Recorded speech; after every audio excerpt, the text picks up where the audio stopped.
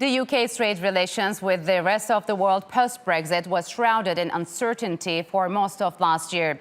Negotiators scrambled to get a deal with the EU, by far its largest trading partner. They managed to secure one on the eve of the December 31st deadline. But just days before that, the UK had inked a free trade agreement with Turkey, its first post-Brexit. The FTA is already being hailed as historic, and the lira has seen steady gains since. Haydar Abbasi has more. It's been described as a landmark deal. The UK is Turkey's second largest export market. And last month, the two nations signed a free trade agreement. The UK's first since leaving the European Union. Today is a historic day for Turkish United Kingdom relations. With the signing of the free trade deal between Turkey and the UK, the bilateral trade will continue in an effective way. The deal will be the biggest guarantee of stronger trade between Turkey and the UK in the coming days. The UK has signed trade agreements with 62 countries since 2016, when it decided to exit the EU. On the 1st of January this year, as the UK officially left the EU's single market, the deal with Turkey came into effect. So what are the details of the agreement? The deal covers trade worth more than $24 billion. Tariffs on all industrial products have been removed, and both countries say the deal will lead to an expanded agreement in the future that will include digital services and investments. Turkey's President Recep Tayyip Erdogan stressed the importance of the trade deal. Yapılan uzun müzakereler sonunda İngiltere ile serbest ticaret anlaşması imzalama aşamasına geldik. Yarın inşallah bu anlaşmanın imzaları atılıyor. Bu Gümrük Birliği Anlaşması'ndan sonraki en önemli ticari anlaşmamız olacaktır. İnşallah 2021 yılından itibaren hem Türkiye'nin hem İngiltere'nin kazanacağı yeni bir dönem başlıyor. Ankara entered into a customs union agreement with the EU in 1995, which removed trade limits and customs barriers between the two parties. The new agreement allows trade with the UK to continue uninterrupted post-Brexit. Turkey's main exports to Britain are gold, textiles, motor vehicles, and iron and steel products. In total, these exports are worth more than $11 billion. From the UK, Turkey receives cars, plastics, pharmaceuticals, and mechanical appliances. The coronavirus pandemic has caused havoc across the global economy, sending several countries into recession. The trade agreement between the UK and Turkey should provide much-needed relief. Haydar Abbasi, Straight Talk. And joining me now from Ankara is Atilla Bastirmaci. He is the Deputy Director General for EU Affairs at Turkey's Trade Ministry. And from Istanbul, Chris Gaunt. He is the chairman of the British Chamber of Commerce in Turkey. Gentlemen, welcome to Straight Talk. It's good to have you on the program. Chris, it's been 6 months since we last talked. Back then, it was unclear if Brexit were to be materialized successfully, and if not, what kind of an impact it would have on the both countries' economies.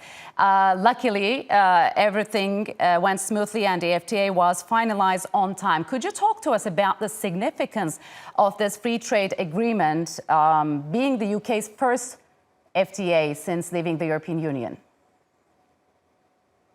Well, yeah, I mean, it's very significant. And yeah, we waited till the last minute because we were dependent on the UK signing their deal with the EU. But that was finally signed, and we get the FTA with Turkey signed on the 29th with Minister Pekcan. So, yeah, I mean, we were all anxious. It was critical to our trade relationship, UK and Turkey, to have this free trade agreement. And, we're delighted to have it. I mean, it's a continuity agreement that continues the same trading relationship that we had before we left the EU.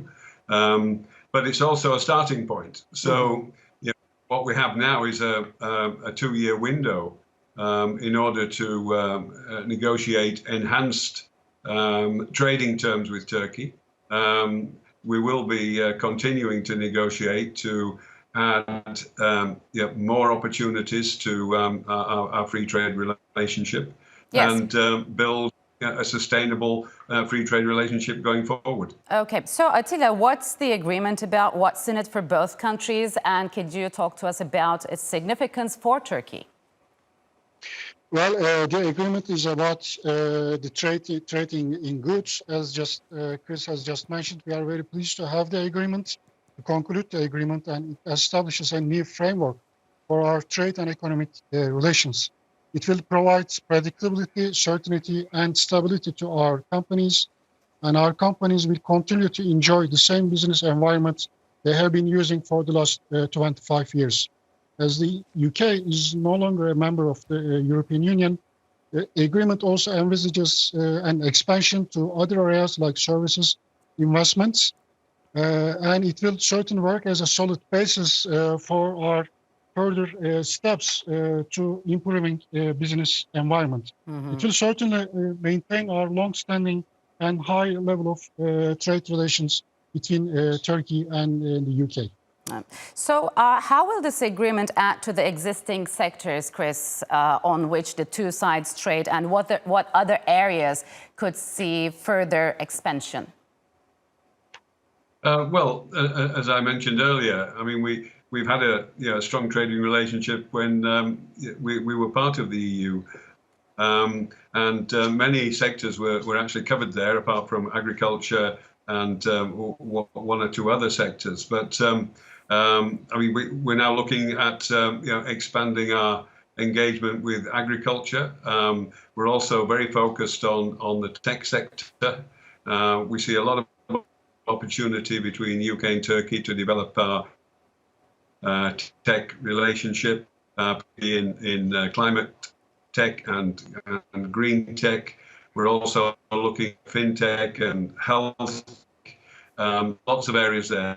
I mean, on the basis that Turkey has advanced quickly in terms of its tech capability across all aspects of tech. Mm-hmm. So, Turkey is obviously a good way. A lot of entrepreneurial tech companies, startup companies, and as far as UK is concerned, we have also the leading edge tech companies who want to engage with Turkish tech companies, and also London provides the funding. Mm-hmm. In terms of investment to tech startups. So lots of opportunity there. And as far as the region's concerned, I mean, again, Turks in the and UK companies will be looking forward to working with Turkish companies who not only have a strong presence in Turkey, but also have a strong presence in the region. Okay, so Atilla, the Turkish lira has seen steady gains since the trade deal was signed, giving some relief to the Turkish foreign debt payments and its current account balance, because 2020 was a volatile year for Turkey. So could its recent gains and the FTA signal a more brighter year for the Turkish economy? Yes, certainly. UK is our second biggest export market, just after Germany. It represents quite a large number. We also host quite a large number of investors from the UK. And the agreement is just the first steps to further taking other steps like digital economy, services, investments. And we are certainly looking forward to working with our UK colleagues to expand the trade to other areas, as we have already agreed. And we will be looking forward to expand our exporters. They have a much bilaterally, have a now predictable environment where they can continue their exports to the UK market. And hopefully this will help our trade in a much better way, as it will eliminate the uncertainty surrounding the Brexit in the last couple of years. Has this agreement, Chris, created a more competitive environment for Turkish products in the British markets, or it presents more opportunities for Turkish investors? Yes, it has, and we've seen, some very large investments from Turkish companies into UK over recent years. The Ülker Group, who purchased United Biscuits, that was a $2.5 billion transaction. And we've seen other Turkish companies who have also invested in UK.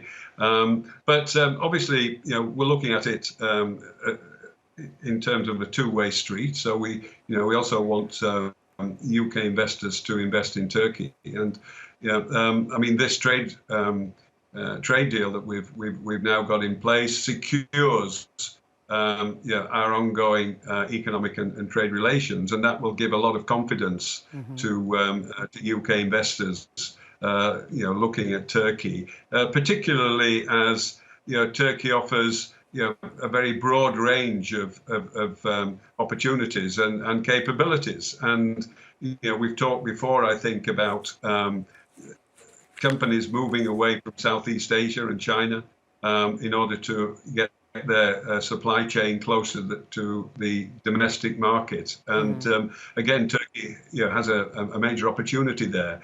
And now we've secured our trading relationship, I think that will give more enthusiasm for UK companies to look at Turkey, not only as an investment opportunity, but also as a manufacturing base. So some UK companies are thinking of realigning their supply chains in the region. So Atilla, what's the mood among the businessmen of both sides? Are they relieved at last? Yes, they are very relieved, and they are very pleased to see the agreement in place. They have been enjoying the tariff elimination for industrial goods. They have witnessed the substantial liberalization in agricultural goods, and they have seen the review clause where it will enable us to expand the agreement to other areas. And our businesses are very relieved and very pleased with the agreement. They are looking at the future 2021 with confidence. They will continue their trade, and their integrated manufacturing structures in both countries, and they are now sure that they will continue to maintain that structure. And they are certainly looking at expanding their trade, and we hope to reach a higher level of trade in the next couple of years. All right, gentlemen, unfortunately, we're out of time. Thank you very much for joining us on Straight Talk, and good luck.